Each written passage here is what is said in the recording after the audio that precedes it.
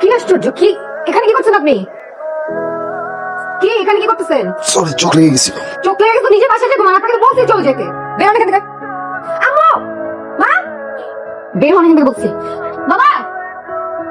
বের হবেন আপনি? হ্যাঁ? এই আম্মু!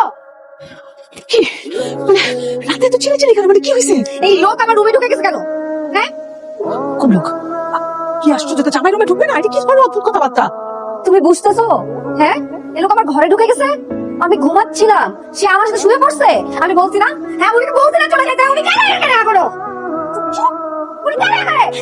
আমি তো বলতে আমি যাবো না। দেখা যাবে কিন্তু যাবো না মানে? কেন যাবো? হাজবেন্ড আর বিয়ে পরে একসঙ্গে থাকে, এটা স্বাভাবিক কিসে? তোমরা কেন বুঝতেছো না? কেন বুঝতেছো না? আমি যাবো না। I need time. না, মা বাবা হয়ে তোমরা সন্তানকে বুঝো না। আমি রাফিকে এখনো বুঝতে পারতেছি না। কিভাবে আমি আইসুর সাথে কিভাবে সংসার করবো?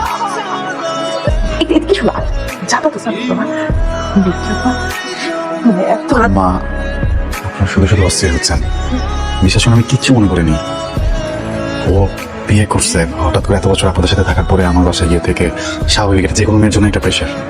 এখন ওকে চাপ না দিই, ওকে একটু ওর মতো স্পেসটা দেন। আপনারাও কিছু বলেন না, ও কি খেতে চায় বা কিভাবে থাকতে চায় ওটা একটু দেখেন। আমি আসি, যত রাতে হোক আমি সেটা ফোন দিলে আমি চলে আসবো। কি কথা বললে বাবা? তুমি এত রাতে যাবা ইনসিকিউর? আমি বলি কি, ঠিক আছে তুমি রাতটা একটু কষ্ট করে থাকো, সকাল উঠে চলে যাও, আমি তখন বাধা দিব না। হ্যাঁ বাবা প্লিজ। আমি আপনার ছেলে না? ছেলে নাকি? তুমি তো আমার এখন থেকে ছেলে। তাহলে মা আজকে আমার আর কিছু বলবেন না প্লিজ, আজকে না। ঠিক আছে আবার বেরোচ্ছি। এই গেলাম, আপু খেয়াল রেখো।